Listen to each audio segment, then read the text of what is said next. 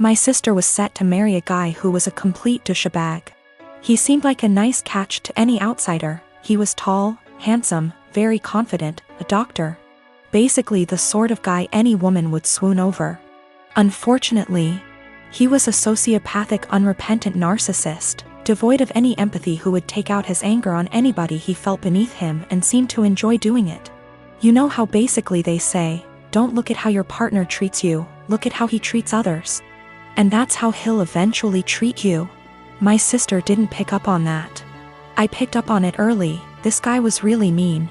Would berate and insult people for the smallest thing and would lose his cool with anybody who looked at him the wrong way.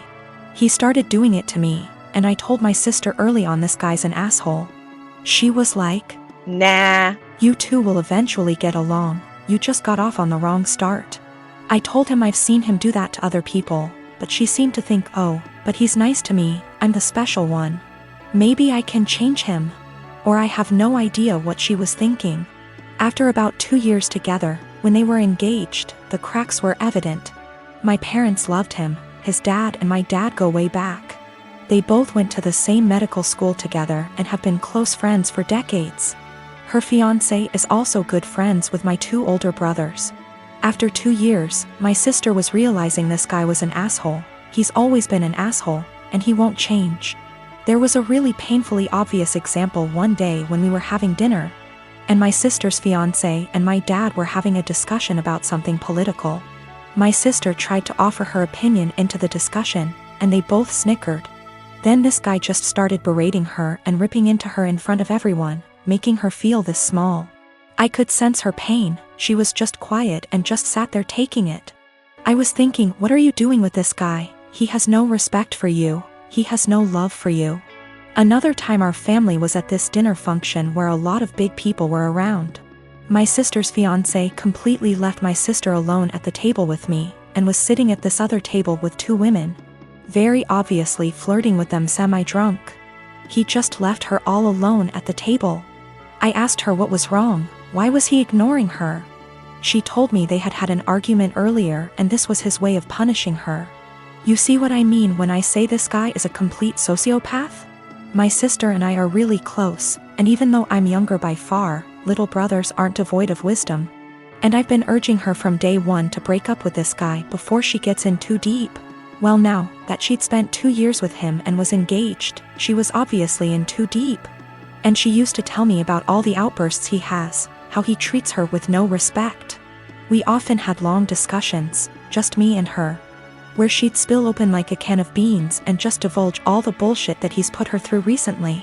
Sometimes she'd cry and I'd be there to help her out, but she still seemed to want to stick with him. She actually convinced herself that he loved her behind all that horrible treatment, and couldn't pull herself to cancel the engagement, what with our parents, his parents, everyone counting on it. She knew they'd all say she's crazy, turning down this smart, handsome doctor. I kept urging her to break up, but she stuck with the he'll change or he loves me deep down excuses. It all came to a heads when one day she very publicly exploded at him. We were having a huge dinner, both sides of our families, and I was sitting next to him. He kept bullying me the entire night. Move your elbows over, couldn't you wear something a bit more presentable? Stop sticking your hand out like that, it's rude, don't you think you've had enough of that? If I asked him to pass a bowl or the sauce or something, he'd hand it over but then pull away and be like, say please, say thank you. He was smiling the entire time, laughing. My 2 older brothers were also snickering. They didn't seem to mind this guy was publicly bullying me and having fun with it.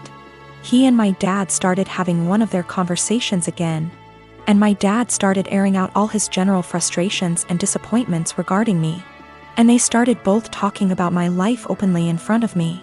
Her fiancé then turned to me and started openly lecturing me, and when I tried to ignore him, hey, are you listening to me? What's the matter with you? Your dad never taught you any respect? My sister just then basically exploded. She was sitting at the other side of the table, guessing she didn't want to be near him, but she was watching what was going on the entire time. My sister just then basically exploded. She was sitting at the other side of the table, guessing she didn't want to be near him, but she was watching what was going on the entire time. University is starting back soon, so many of my friends started moving back to town. I am 17 female, live in a house with 5 friends. I wasn't born in the UK but moved here with my parents when I was 17. We come from another European country, so I speak my native language, English, which is far from perfect. I've been learning Spanish and English since I was little, and my Spanish is better than my English. I don't have an obvious accent in English, people just assume that I am Canadian. We had a small party on Saturday and one friend brought his new girlfriend, Jess. Jess 20, and she's the reason why I am posting here. Jess made sure to let everyone know that she's a polyglot and speaks multiple languages. I was obviously impressed. I study modern languages, meaning that I'm learning Italian and German on top of Spanish. And obviously I asked what languages she speaks: Spanish, Japanese, Arabic, my native language, German, Korean, and French. I told her how impressed I was and carried on with my evening. I had a short phone call with my mom, whom I obviously speak to in my native tongue, and I went out of the house to talk to her. Jess was out in the garden and heard my conversation, and she corrected me on my pronunciation. I told her that she was in the wrong and she insisted that she knows better. I didn't fancy getting into any arguments, so I ignored her and went back inside saying whatever. Later, I bumped my head and swore loudly in Spanish. I tend to code switch a lot when drunk, and she corrected my pronunciation, which was funny because it was her who was incorrect. I ignored her again. A while later I wanted my friend, who is from Spain, to hand me something, but I forgot how it's called in English. So I said, "Hand me Spanish word, please," knowing my friend would understand. Jess decided to correct me again, using completely incorrect word. My friend and I looked at each other, and me being drunk, I lost any self-control I had. I spoke to Jess in Spanish asking her what the hell she thinks she's doing. And she looked at me telling me that my Spanish was so wrong that she didn't understand a word. It wasn't, but okay. So I told her the same thing in my native tongue, to which she replied with the same thing. I laughed at her and told her it's my native language and she really shouldn't lie about being a polyglot and correcting people when she doesn't actually speak those languages. She was fuming. She tried to grab her boyfriend's hand and leave with him, but he was too drunk to care and just said, "Told you to stop lying." I don't know how she got my number, but she called me this morning screaming what an asshole I am to humiliate her like that, and if she knew I spoke the language, she wouldn't have corrected me. I do feel bad now. I realize how humiliating this must have been for her, but on the other hand, she shouldn't have been lying. Me and Sil, Daisy, have been friends since high school, 15 years ago. I started dating her brother, Dan, when we were all in college.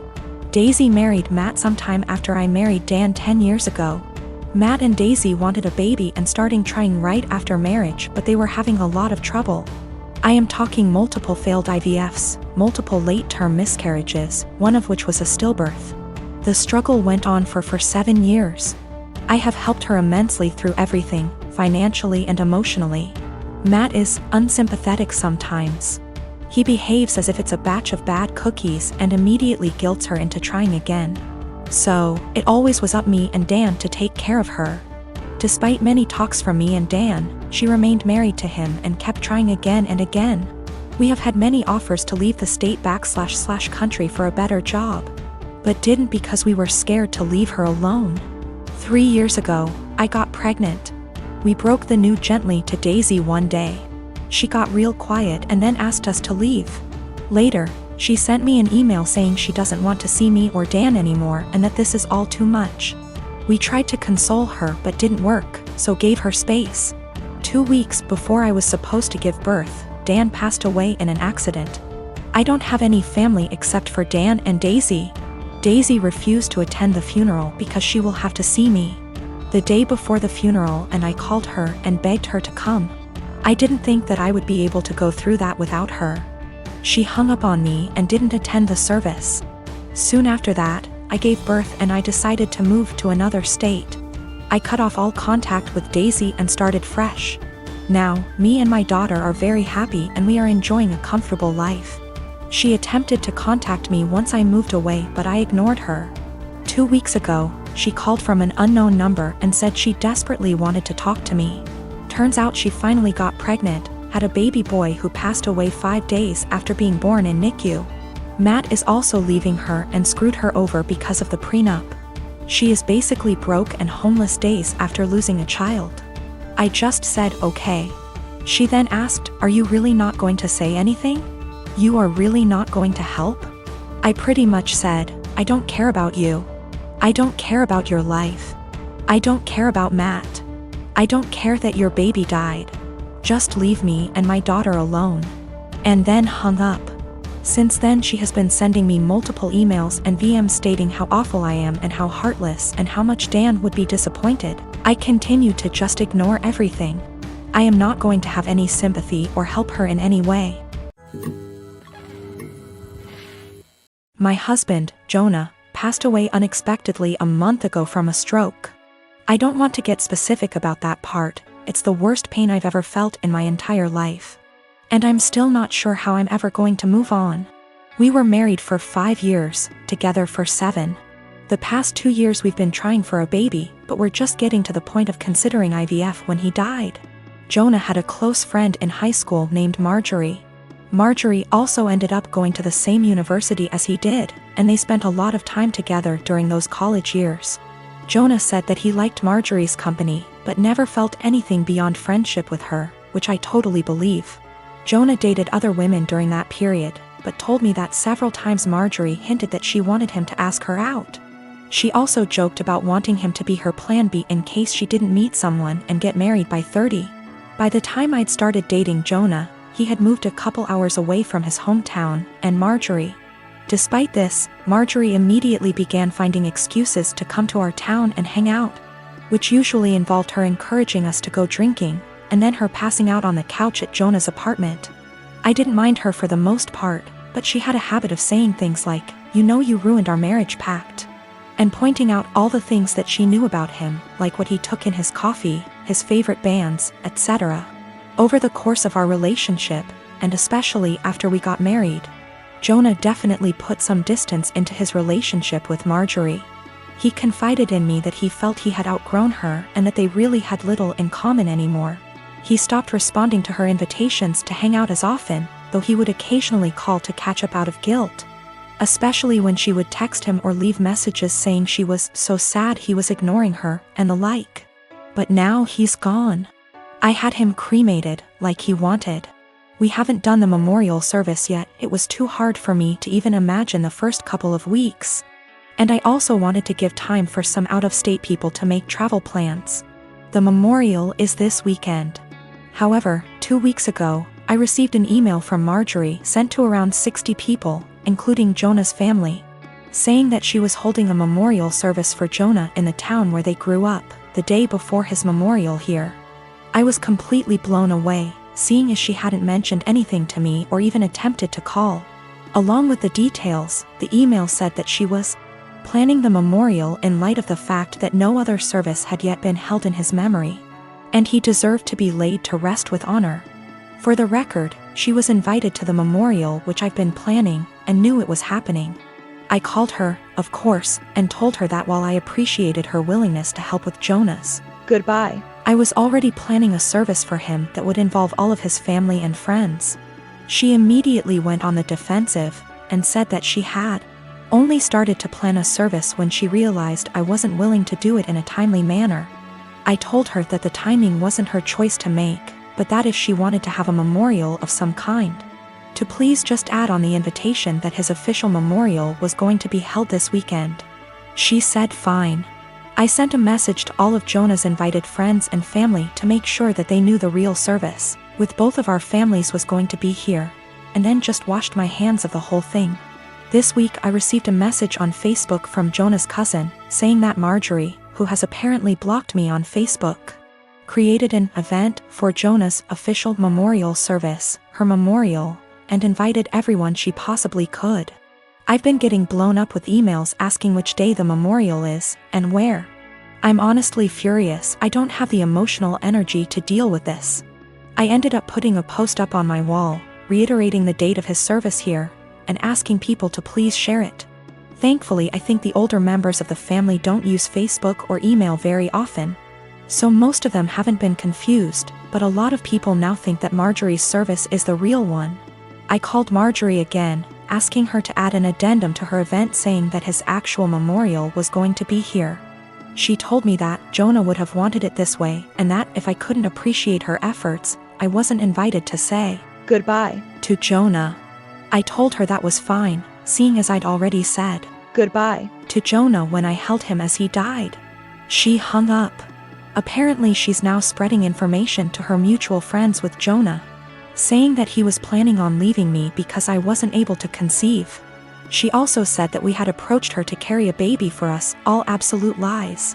His cousin sent me a screenshot of a text where she said that Jonah always thought we would have the cutest baby together, and that angry widow doesn't understand how much he wants children.